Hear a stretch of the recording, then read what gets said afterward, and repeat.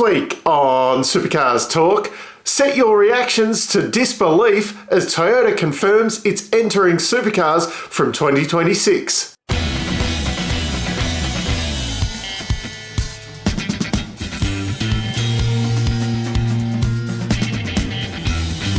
Well, there's no joke this week. The big news is that Toyota will be joining the series from 2026 with Walkinshaw Andretti United. The rumoured joining for years and years and years has finally come true. I cannot believe how well this was kept secret. There was no mention of it over the weekend at Sandown. Normally with something like this, you'd hear rumblings around. There was nothing.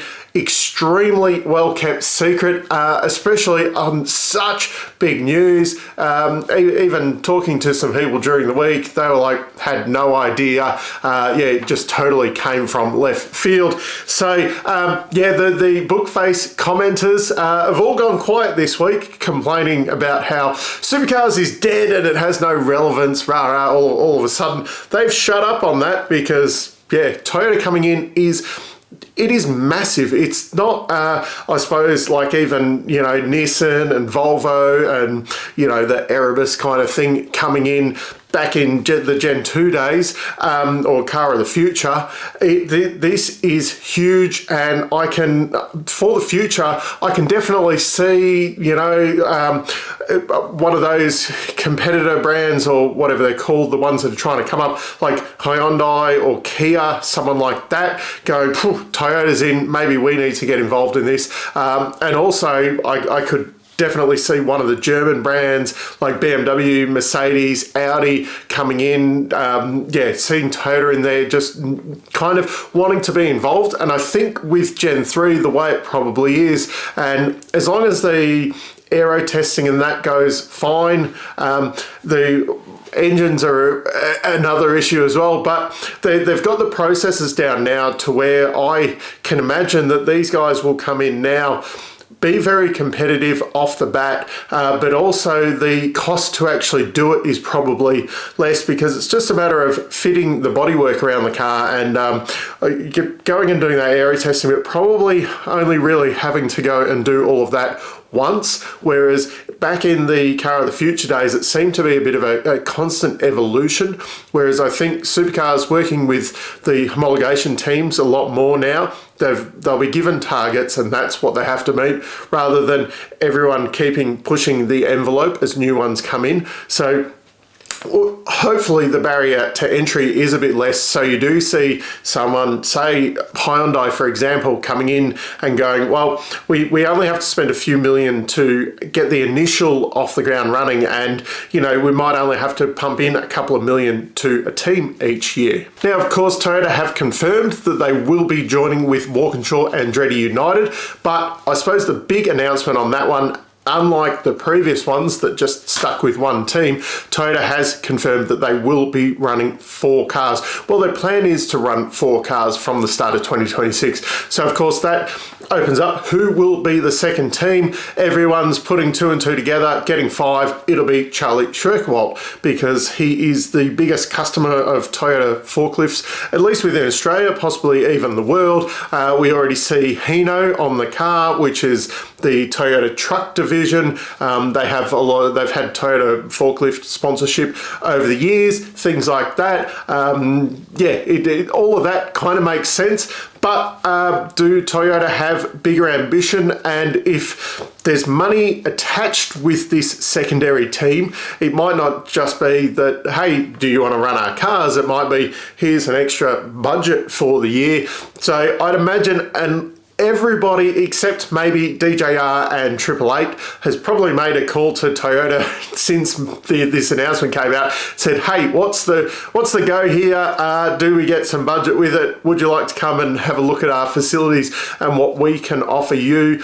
Because once you're outside of the 2 homologation teams, why not have a look at it? I'd imagine the Groves would probably want a big deal because I reckon they're probably the next in line now, after Walkinshaw's, as probably the next team that can facilitate a new manufacturer coming in. And also the way Toyota have kind of said that they want 4 cars on the grid, I think that probably limits Brad Jones Racing a little bit out of that.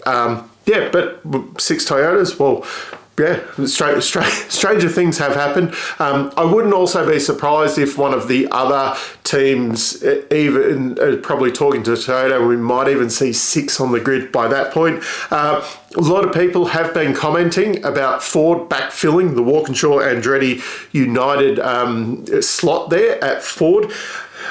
A lot of people suggesting like Matt Stone Racing or Brad Jones Racing even, going across the Ford. If I was in Ford's position though, I'd be sitting and going, well, why don't we focus on our 3 teams at the moment, and that budget that was allocated for Walkinshaw's, why don't we put it in to bolster DJR, Tickford and the Groves? And, especially Groves are probably right for the picking if there is a new manufacturer, but really trying to, say, strengthen that relationship with DJR and Tickford to try and keep that, moving forward and giving them a bit of extra budget to play with.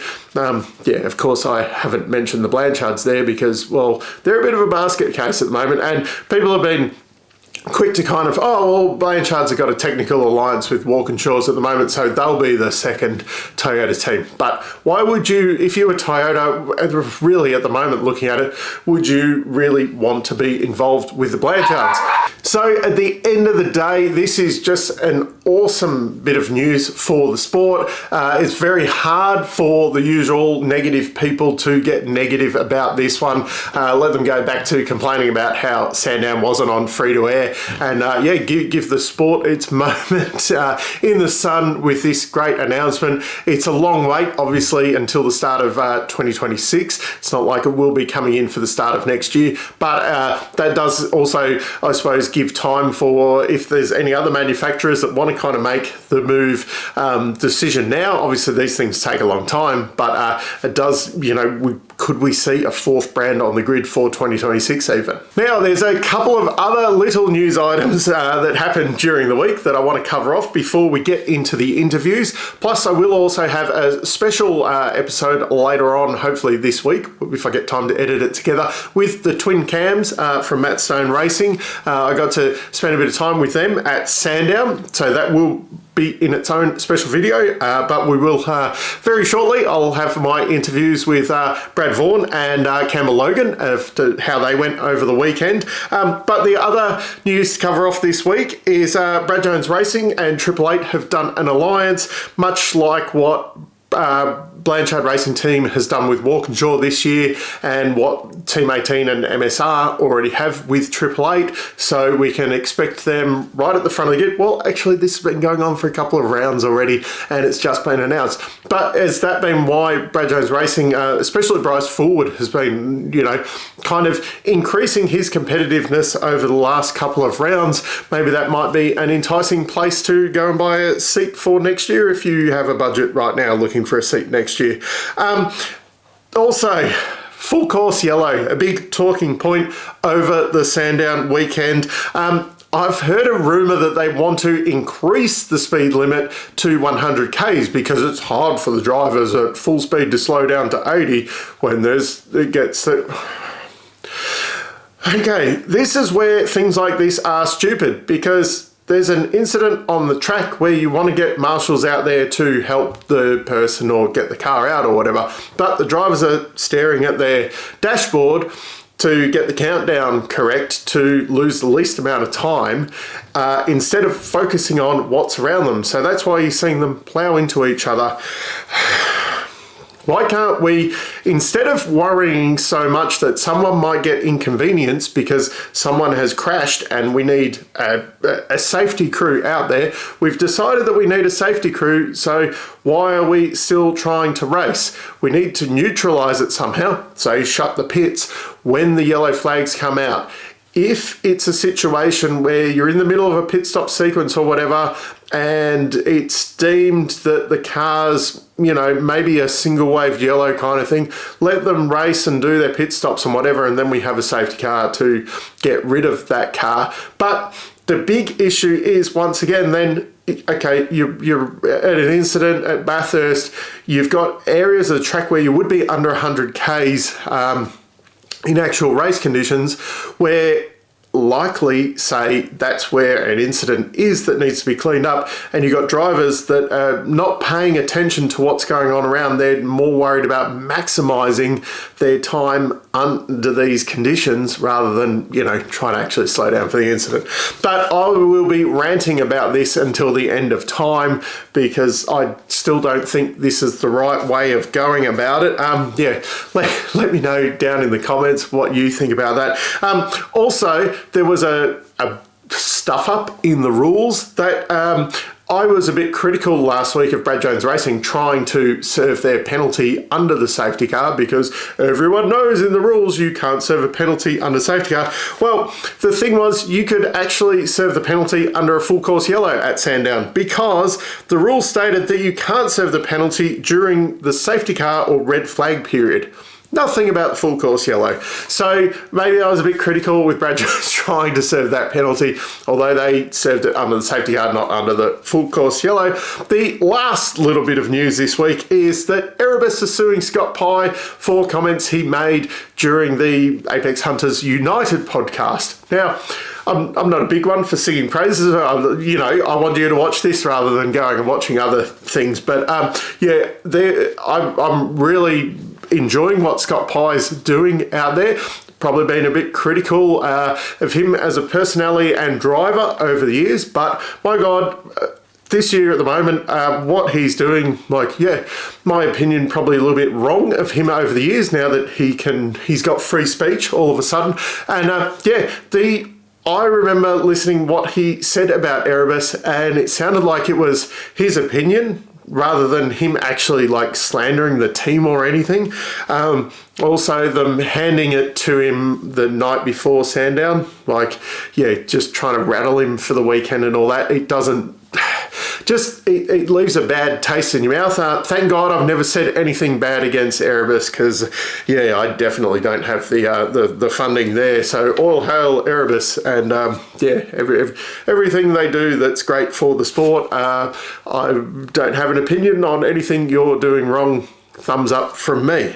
Now, as has become customary, I did get to interview Brad Vaughan on his debut and his Super 2 win after Sandown, and Campbell Logan on his Super 2 weekend. So here are those interviews, and there's a little Bathurst preview in there because of timelines and everything. It was going to be hard to catch up with them both beforehand. So enjoy the interviews with the two stars of Super 2. So once again, we've got Brad Vaughan on. Now we can call you Super 2 winner and supercar driver after the weekend. Yeah, thanks for having me. I'm a little bit of the furniture of this channel now, which is great. So, and supercars debut, Super 2 winner.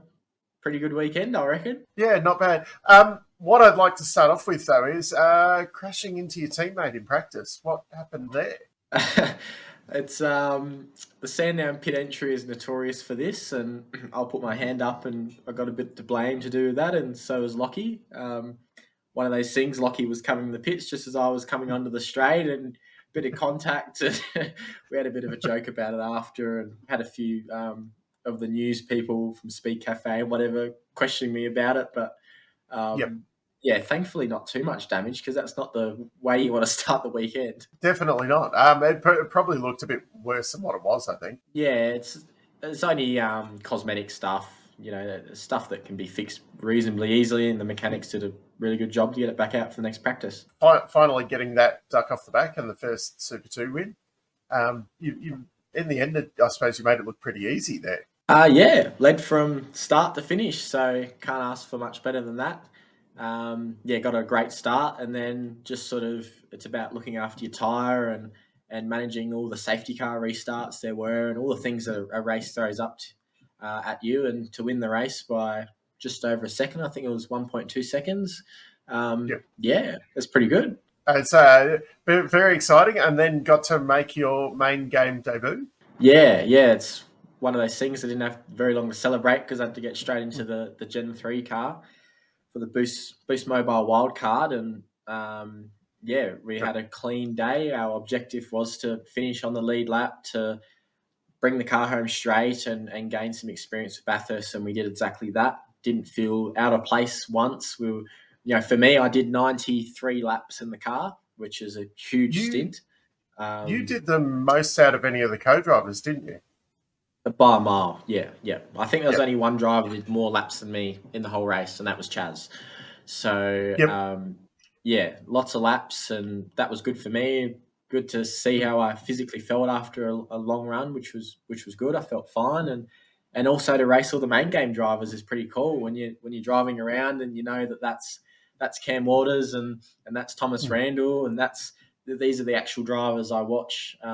Each round was pretty cool and felt reasonably competitive against the cars I was around. Yeah, even from a fan point of view, it was pretty exciting watching you battle with the main game drivers, not just with co-drivers. Yeah, exactly. And I jumped in towards the end of the co-drivers and got to race a few of them, and then they all jump out and all the main game drivers jump in, and then I stayed in the car and I sort of got the race against both the co-drivers and the main drivers, which was good. Now the boost deal, I see you got the little plug-in there. Was that actually as last minute as what it was announced to be? It was definitely his last moment. Obviously, it's not really my department. I leave that up to the team mainly. But when we got to the track Thursday, the car was being wrapped. The transporter got wrapped on Friday. Our race suits were done this week. These T-shirts were done during the week as well. So they did an amazing job to get it all ready, all the posters, everything, in really just 3 days.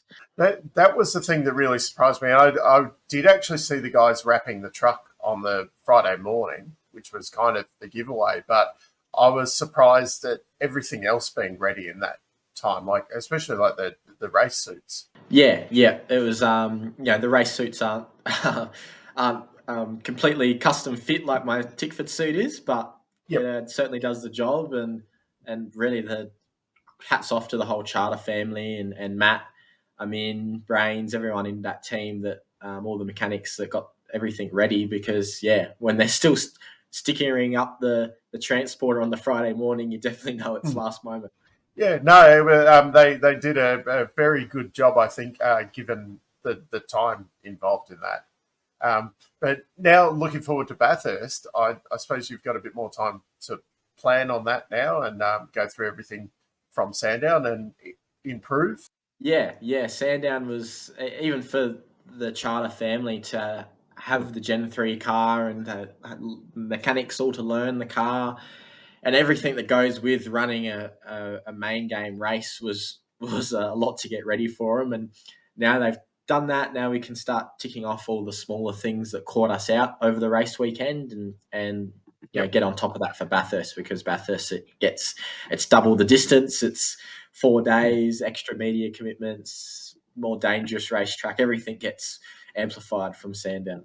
And I suppose you and Matt helped the cause by not trashing the car at all.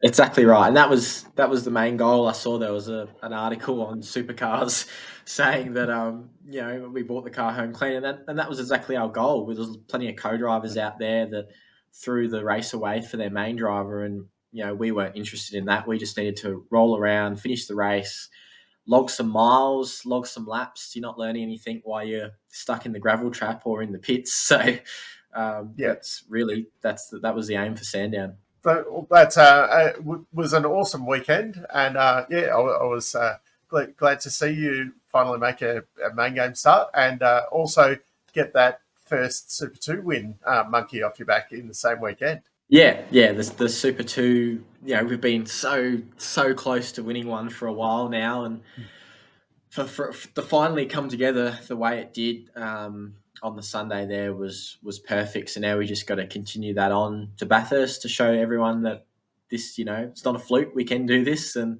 and then on to Adelaide at the end of the year. Well, all the best for Bathurst, and we'll catch up after the big one. All right, thanks, mate. So we're back once again with Campbell Logan to have a bit of a chat about his weekend at Sandown. But first came off the rank, as we're recording this today, was the announcement that your team will be going to Toyota from 2026. So, does that mean you're excited to be a Toyota driver in 27? um, Uh, no idea. I think just it's amazing news for the category in general. It's really, really exciting that the biggest car manufacturer in Australia and the world, Toyota, is joining our category. I think it's massive news. I even saw it on the mainstream news tonight, which was very, very cool to see. So yeah, I think it's even cooler that the team I'm a part of at the moment is going to be the homologation team, and that's really exciting. And I get to, you know, while I'm with the team next year, look at the workshop and see all the effort and resources poured into what being an homologation team looks like. That's going to be really cool for me to look inside the window of. I'm really excited for that opportunity. But yeah, I think it's just amazing news for the category in general, and it's going to be awesome to see some GR Supras line up on the grid in 2026. It's just, I suppose, the disappointment now is that we have to wait so long for it to actually happen. Yeah, exactly. I guess that's the one difference to me. I get to see the inside of it throughout. Probably, it's probably going to start almost straight away this year and build through next year and to be ready for 2026. So yeah, I'll be able to look in the sub-assembly or the engine shop and even have, talk to the engineers, see what they're designing and making. So yeah, I think that would be really, really cool for me to have a look at next year. Anyway, what we're here for, your weekend at Sandown. Probably not the best weekend of the year, especially because we all went in with high hopes for you. Yeah, so did I. Yeah, it was an interesting weekend. There was, for me, a lot of learning in the weekend. I learned probably more than I was hoping to learn, to be completely honest with you. Especially, there's just sort of little off-track things which I needed to get a little bit right, which would enable me to sort of piece it all together on track. So I think it's, for me, a really crucial weekend in terms of my learning. The speed was still there, which was the good thing in both wet and dry conditions. We had one wet qualifying, which I did qualify 12th, but I was on for 5th or 6th on the last lap, and then I locked up going into the last chicane, which was a bit disappointing. But for me to have my first crack in the wet in these cars, if I'd completed that lap and finished there, I would have been pretty stoked, to be honest. So was that the first time you've driven these in the wet? I'd driven them once before in practice 2 for maybe 5 laps at Bathurst at the beginning of the year. But Okay. apart from that, well, I mean, we weren't even really counting that because I was just spooked the whole time, to be completely honest with you. Yeah. So yeah, for me, it was my first proper time driving in the wet. And to be honest, everyone was talking about how bad they are to drive around Sandown in the wet. I was pretty impressed, to be completely honest with you. They did. It's the best wet weather car I've ever driven. That's good, because conditions did look quite difficult out there, especially with the water going across the track in certain parts. So it looked like it was a bit unpredictable. Yeah, there was a fair bit going on, and throughout the session it was getting better and better, and then started to rain a little bit more at the end of the session, but the track was still improving because it was just drying out ever so slightly. So yeah, I love the wet conditions. For me, I love it more than the dry. So that constant, always, that track that's always evolving and getting a little bit better or maybe worse in some sections, I really thrive off that and thinking my way through what's going on. So that was, for me, a really fun session. Unfortunately, the ending didn't end how I wanted to, but we'd pitted, bled the tyres, and then I went out, red flag came in, and then went out for that last run, and the tyres took a little too long to come on because they were just so cold from me pinning before the red flag. And the one lap I had some tyre temp at the end. I made that little mistake, which ended up costing me a good starting position. So that was a bit disappointing on my end. I suppose the big thing though, you walked away without destroying the car over the weekend, and you technically have moved ahead in the championship. I don't know. I didn't destroy the car. There's still plenty of damage. I got boxed around a fair bit in that last race for sure, which was a little annoying. But again, a few little car positioning things I'll learn from that. Again, especially racing against Perkins. Like he was, he just outsmarted me, to be completely honest. And I'll learn a lot from that, to be honest. So so there's a little bit of damage, but no, it's all cosmetic. It's just a little bit of rear bar stuff. So finally came out a little bit happy. No major crash damage, unlike Townsville. yeah, it's always nice when you can roll out of the weekend with a straight car.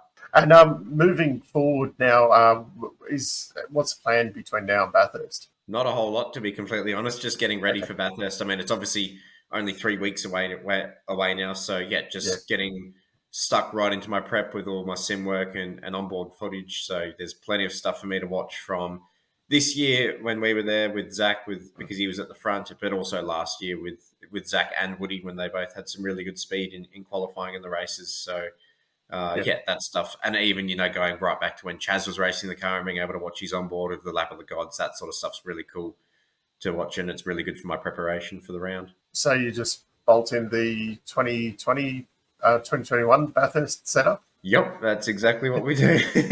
I mean, obviously, they'd always been racing on the hard tyre at Bathurst, and we race on the hard tyre. So it's literally a carbon copy for us of what that setup is, and it works pretty well. So it'll be a lot different for me heading there again this year, second time this year.